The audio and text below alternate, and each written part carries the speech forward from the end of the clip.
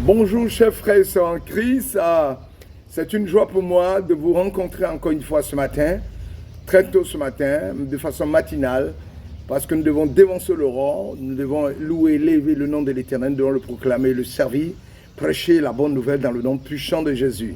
Voilà. Et nous sommes actuellement en train de démonter tous les plans machiavéliques des autorités du monde qui veulent nous imposer l'homosexualité, le lesbianisme, la pédophilie et les déviations sexuelles. Et voilà pourquoi j'ai fait plusieurs vidéos là-dessus pour attirer l'attention des enfants de Dieu et prévenir les enfants de Dieu que ce ne sont pas des pratiques que nous devons faire, ce ne sont pas des pratiques qui doivent être dans nos habitudes, mais non marcher selon les voies du Seigneur pour proclamer jamais la gloire de Dieu. Voilà. Pour ceux qui me prennent à marge, je suis Michael Bogui, je suis disciple de Christ, je suis serviteur de Dieu vivant et éternel. Voilà. Le mariage homosexuel, aujourd'hui, c'est quoi? C'est une abomination, une pratique que l'Éternel des armées n'a pas cautionnée. Alors, il faut éviter de vivre une telle vie. Voilà. J'entends les gens dire mariage homosexuel, ou j'entends les gens parler surtout de mariage pour tous. En vérité, le mariage homosexuel que les autorités mondiales appellent mariage pour tous est une abomination. Le mariage n'est pas une institution, je le dis, qui vient des hommes, elle vient de Dieu. Nous allons prier. Père éternel, toi qui es le créateur du ciel et de la terre, je bénis ton Saint-Nom, je t'élève en dignité, en vérité, en esprit, je proclame ton règne. Viens prendre le contrôle et viens diriger tout pour ta gloire. Viens briser et renverser les fondements. Viens me donner la victoire au nom de Jésus. Donne-moi de prêcher l'évangile, d'annoncer ton nom, de célébrer ta victoire. Éternel mon Dieu, sois avec moi pour que je puisse libérer cette parole pour la gloire de ton nom, pour m'édifier, édifier les frères dans le nom puissant de Jésus. Alléluia. Amen. Voilà. Ceux qui me prennent en main, je suis Michael Bogui, je suis disciple de Christ, je suis serviteur du Dieu vivant. Voilà. Comme je disais, le mariage pour tous que prendre le monde entier est une abomination devant l'Éternel. C'est-à-dire le mariage homosexuel que les autorités mondiales appellent mariage pour tous est une abomination aux yeux de l'Éternel. Le mariage n'est pas une institution fondée par les lois des hommes. Non. Ce n'est pas les hommes qui ont inventé le mariage. Ce n'est pas les hommes qui ont institué le mariage. Non. Le mariage n'est pas une institution fondée sur des nations ou des régimes politiques. Non. Le mariage n'est pas une invention des êtres humains. Non. Le mariage a été établi au commencement du monde par Dieu selon sa parole. C'est Dieu lui-même qui a institué le mariage. C'est Dieu même qui a donné au mariage les modalités d'application selon Genèse chapitre 2 verset 24. C'est pourquoi l'homme quittera son père et sa mère et s'attachera à sa femme et les deux ne feront plus qu'un. Ne feront plus qu'un. C'est-à-dire ne seront qu'une seule chair. Donc le mariage est une institution que Dieu même a mis en place. Le mariage ne peut unir qu'un homme et une femme. Le mariage ne peut unir qu'un homme et une femme.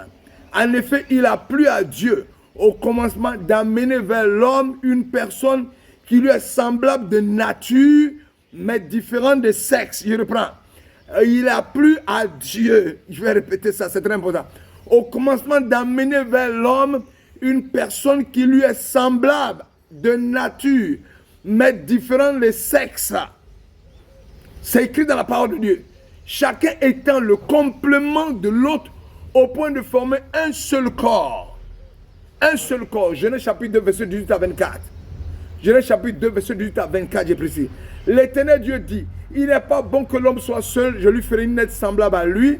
L'Éternel Dieu forma de la terre tous les animaux des champs et tous les oiseaux du ciel. Il les fit venir vers l'homme pour voir comment il les appellerait, afin que tout être vivant portât le nom que lui donnerait l'homme. Et l'homme donna des noms à tout le bétail, aux oiseaux du ciel et à tous les animaux des champs. Mais pour l'homme, il ne trouva point d'être semblable à lui. Alors le verset 21, alors l'Éternel Dieu fit tomber un profond sommeil sur l'homme qui s'endormit. Il prit une de ses côtes et referma la chair à sa place. Et le verset 22 dit quoi? L'Éternel Dieu forma une femme de la côte qu'il avait prise de l'homme et l'amena vers l'homme. Et l'homme dit, voici cette fois, celle qui est os de mes os et chair de ma chair, on l'appellera femme, parce qu'elle a été prise de l'homme. C'est pourquoi l'homme quittera son père et sa mère, s'attachera à sa femme, pas à ses femmes, à sa femme, et ils deviendront une seule chair. Il appartient aux responsables des nations. Il appartient aux autorités des nations, comme serviteurs de Dieu, d'appliquer les règles du mariage qui sont universelles et non de les changer. Romains chapitre 13, verset 1. Il appartient aux autorités mondiales. Si vous êtes un pape ou vous êtes une autorité spirituelle, votre rôle, c'est d'appliquer catégoriquement et radicalement la parole de Dieu. De ne pas vous laisser influencer par le monde, par les doctrines, par les autorités, qui eux-mêmes sont impliquées dans l'homosexualité, des autorités qui sont impliquées dans le lesbianisme, des autorités qui sont dans des loges mystiques. Ce n'est pas de faire ce qu'ils veulent, mais de faire la volonté de Dieu. Parce que l'être humain, il est bon de faire la volonté de Dieu qu'il a fait la volonté des hommes. Voilà, le mariage homosexuel est contraire à la volonté de Dieu, qui la condamne sans ambiguïté. N'importe quelle relation de ce type est condamnée. Pédophilie, lesbianisme, zoophilie, homosexualité, tout cela est condamné par l'Éternel des armées. L'amour entre deux personnes du même sexe ne peut être une raison suffisante pour les unir. Nous condamnons cela avec la toute grande et forte énergie. Lévitique 19, verset 22, Lévitique 20, verset 13. Vous pouvez lire 1 Corinthiens 6, verset 9 à 10. Je reprends Lévitique 19, verset 22, Lévitique 20, verset 13, 1 Corinthiens 6, verset 9 à 10. Pourquoi c'est maintenant qu'on parle de l'homosexualité? Mais c'est simple. C'est parce que les humains ont rejeté Dieu. Dans les temps anciens, on ne parlait pas de l'homosexualité. L'homosexualité était caché. Quand tu as un enfant homosexuel, mais c'était une honte. On cherchait à prier pour l'enlever de là. Mais aujourd'hui, les homosexuels s'exposent. Ils sont dans la ville. Quand tu les vois marcher, mais ils n'ont pas besoin. D'autres portent des bouts d'oreilles. D'autres sont en train de tresser des femmes. C'est un monde perdu. L'expression croissante de l'homosexualité en Occident est une conséquence du rejet de Dieu qui s'est développé dans nos sociétés. Ils ont rejeté Dieu. Spécialement au cours de ces 4 dernières décennies. Les hommes ont refusé d'adorer le Créateur, mais se sont retournés pour adorer leur propre image, adorer l'homme. Alors Dieu les a abandonnés dans leurs pratiques. Cette volonté de rendre légal ce qui est unique devant Dieu va aboutir à la ruine. Dieu ne laissera pas impuni les sociétés qui s'abandonnent à ce péché. Comme il n'a pas laissé impuni les sociétés d'hier qui ont marché ostensiblement dans cette voie. Genèse 18, verset 20, Genèse 19, verset 5, Genèse 8, verset 24. Toutes les sociétés qui ont marché comme ça ont été condamnées et détruites. Alors je voudrais te dire, mon frère, sors de cette vie que tu mènes d'homosexualité. Tu te livres à un homme qui passe le temps à te détruire. Tu te livres à une femme qui passe le temps à te détruire. Malgré tout l'argent que te donne, tu n'as pas la paix. Je voulais te dire que le livre de l'Apocalypse dit, chaque acte que nous posons sur cette terre va nous suivre. Tes œuvres te suivront. Où tu vas, tes œuvres te suivront. Et tu vas perdre la vie éternelle, tu vas mourir. Alors abandonne cette voie, quitte le royaume de Satan et viens à Jésus. Et Jésus va te transformer. Ce matin, je veux te dire que l'Éternel des armées veut faire de grandes choses dans ta vie. Mais il a besoin que tu abandonnes cette vie-là pour marcher dans ses voies. Que l'Éternel touche ton cœur afin que tu abandonnes cette vie, cette façon de vivre qui n'est pas sa gloire, pour que tu puisses gagner le royaume des cieux, puis gagner la paix. Tu manques de paix, tu te livres à l'homosexualité, tu es toujours dans ces quartiers huppés, on croit que tu vas travailler, tu vas te livrer à l'homosexualité. Tu travailles avec un patron dans une société qui abuse de toi, et tu crois qu'en gagnant l'argent, tu seras heureux. Non, tu détruis ta vie.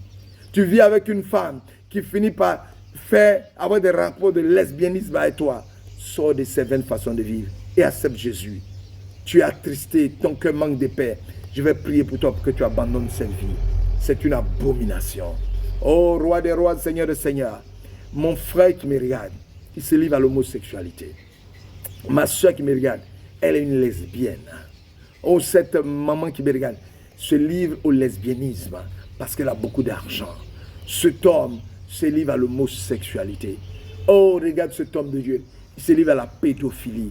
Regarde cet homme, il se livre aussi à la pédophilie. Oh, à la zoophilie. Père, délivre-les au nom de Jésus-Christ de Nazareth. Libère-les au nom de Jésus. Éternel, que ton Saint-Esprit descende dans le cœur de cette personne qui est mise sur mon monde. Mais regardez, l'Esprit d'Éternel vous touche maintenant.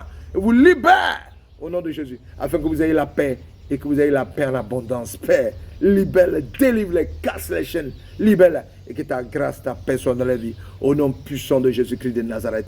J'ai prié pour vous, continuez de prier chez vous pour abandonner cette vaine façon de vivre qui va vous amener en enfer. Vous ne voulez pas aller en enfer. Vous ne voulez pas perdre votre vie. L'Éternel jamais veut vous sauver. Alors, cherchez la face de l'Éternel et il va se manifester. Soyez bénis, chers frères et sœurs. C'est ainsi que je boucle ce passage, ce thème qui est l'homosexualité. L'homosexualité est une abomination.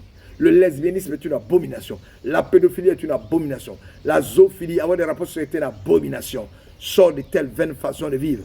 C'est une abomination. C'est d'abord un péché, mais il est grave, c'est une abomination. Sors de ces péchés et Christ t'éclairera dans le nom de Jésus. Oh, soyez bénis en vos rangs, grades et qualités. Que l'Éternel des armées vous bénisse au moment où nous tirons vers la fin d'année. Sortez des vaines façons de vivre pour entrer dans l'année 2024 avec des grâces de l'Éternel au nom de Jésus. Soyez bénis dans vos maisons et à très bientôt pour d'autres thèmes. Oh, Jésus vous aime. L'amour de Dieu.